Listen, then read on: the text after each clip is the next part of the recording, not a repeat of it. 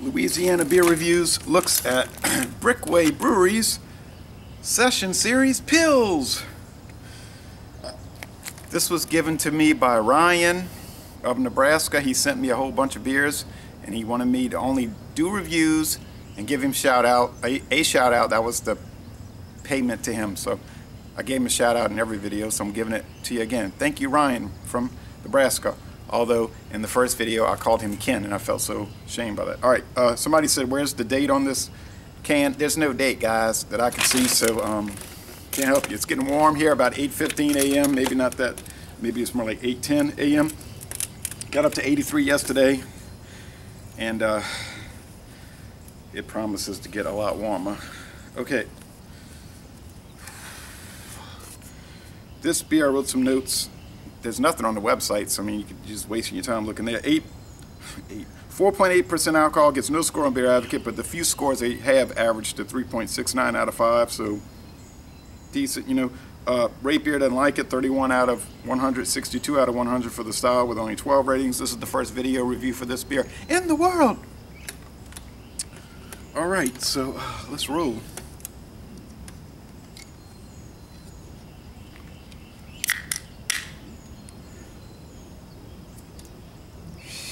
John Sharon said at Zone 1, he said all their beers are filled to the very top and they're going to spill. And every time I open one of these cans, it's just beer everywhere.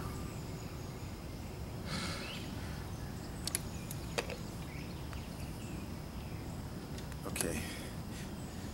You can see it's like yellow gold with the sun shining through it. It's lemon yellow. It's hazy. There's bubble streams. Some companies have problems doing pilsners or pills like I thought the Victory Prima Pills was gritty and like chewy, which to me wasn't a good sign. And the Oscar Blues Mama's Little Yellow Pills, same thing.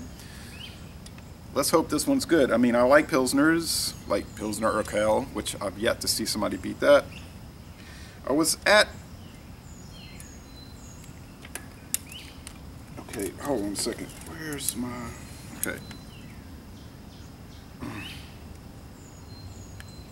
Smells. This cap was given to me by the Anaheim Angels, Los Angeles Angels of Anaheim, a baseball team founded in the American League in 1961. I visited their ballpark in 2006 on a Monday night, and the guy, like the usher, was like, "How you doing?" You know, some of them just want to talk because it's kind of boring and lonely just standing there. And I said, "I'm fine. I drove here from Louisiana." And he was like, "What?" I was like, yeah, I wanted to go to all these major league ballparks. I've been to 37, by the way, 37 major league ballparks. Some people think I'm making that up, but I actually have been there. I have proof, and even if you think I'm lying, I don't care. All right, so, but I've only been to Angel Stadium once. And people will think it's expensive, like, oh, it's so expensive to go to major league games. Yeah, it was $7 for that night. I went to see the Yankees last year, and they had a special. If you used a MasterCard, you got it 50% off any seat in the stadium. So I got a ticket for $11.50. Oh no, 11, straight $11. I went to see the Mets, and I got a ticket for $10 the night before, and that was a no-hitter against the the Nationals. Got a no-hitter, and then I drove down and went to see the Baltimore Orioles. I think that was like $17. So. Don't believe those myths. You can get on those companies, those teams' websites, and they always have them ticket specials. Okay, that is a stark white hit. Well, anyway, the guy was like, "You drove here?" He's like, "Hold on a minute." So he gave me, and I was looking for the keychain. Oh yeah, here it is. He said, "If you drove all the way here from Louisiana, I want you to have." He just given me stuff, so naturally I took it. He said, "Here, take this keychain."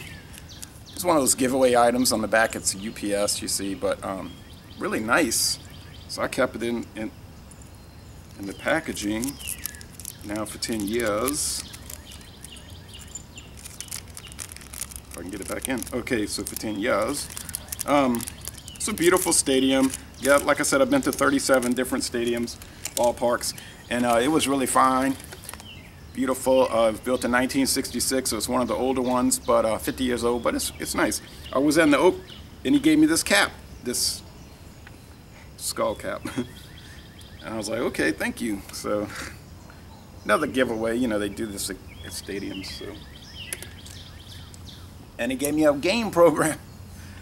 Then I was at the A's the next week, a week later, not a week later, on a Saturday, July 1st. And I went to the team office and I said, do you have any stadium guides? Because I like to go to these stadiums and get stadium guides, like a little souvenir brochure about the ballpark.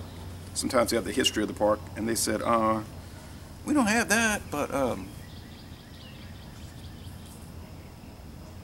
then I told them it's an old stadium, also 1966, and people say it's a dump. And I said, I don't think it's a dump. They had renovated it recently before I went there, and they said, well, they gave me a silk tie. I mean, the Oakland A's gave me a silk tie at the team office. So I was like, thank you. And they gave me a calendar, and I was like, I just asked for a stadium guide. All right. It's like a Pilsner. It's the cracker, you know, like a sweet cracker. Not so much biscuit. Well, maybe like those Popeyes biscuits. White bread, smells beautiful. Little clover grass. Springtime grass.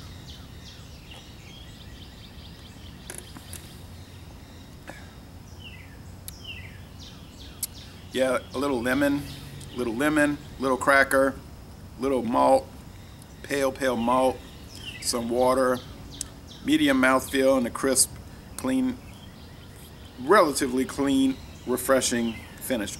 Yeah, it's good. 4.8 to 5.1. That's kind of like where I like to be on beers, frankly. I do drink the higher ABVs, but I think I really enjoy the lower ABVs more. The lighter bodied, not to say light beers. LITE, light from Miller, calls itself a fine Pilsner beer. Yeah, when John Sharon at Zone 1 was down here last week, earlier this week, he was drinking that the whole time, like Miller Lite. And that's what got me off of beer for 10 years, Miller Lite. That's another story, I could tell it one day. Yeah, it's like, if you have the right sort of like viewpoint of Miller Lite, like if you approach it the right way, it really is a fantastic beer. If it's framed the correct way. If you're approaching it with a different or a bad approach, it's going to be bad. You'll say it's bad. It's bad. I drank Samuel Smith's Imperial Stout, and this Miller Lite is just, you know, it's like people say baseball's slow. It's slow.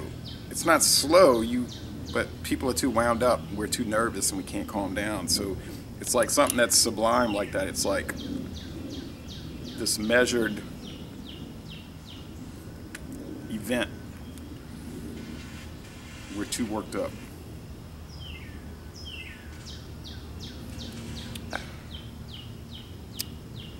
Well, okay, compared to Pilsner Urquell, this is not good. And it doesn't deserve a good score. Compared to Abita Golden, it's not too good. But on its own, without comparison, it's okay. It's nice enough. It's better, I think, than the Prima Pils, and it's better than the Oscar Blues Mama's Little Yellow Pills, because it doesn't have that chewy graininess, that kind of off-putting stuff. With a touch of hops, they're saying, yeah, it is like a kiss of the hops. It's probably on par with Miller Lite or the original 1977 to 2011 Schlitz. Pabst Blue Ribbon probably is a little better. I know they use corn syrup, brewer's syrup, but it's just a better executed item. But this is, I mean, so you're saying you wouldn't pay a lot for this? No, I wouldn't. It's going to be a craft beer price. Going to probably be $7.99 for a 6-pack and up. But, you know, I can go to Dorgnex and get Mickey's Fine Malt Liquor, 5.6% alcohol for $3.99 a six-pack, and it's a little better. I just, you know, you get these reference points, and so you touch on them. But Ryan's probably pulling his hair out saying, did I send you that so you could compare it to Mickey's? I understand. And that's the problem with my free-form stream of consciousness reviews. They tend to go awry, but in a way that's better. You just say whatever comes to mind. It's more honest, whatever, honest craft beer review. So, Laissez Le Bon Temps Roulé, I'll give this I'll say B+. It's very good. I wouldn't go higher than that, though. Maybe it's more like a B. All right, a B. It's good. It's a good beer. And y'all come on down to, I'm going to end this review by saying y'all come on down to New Orleans.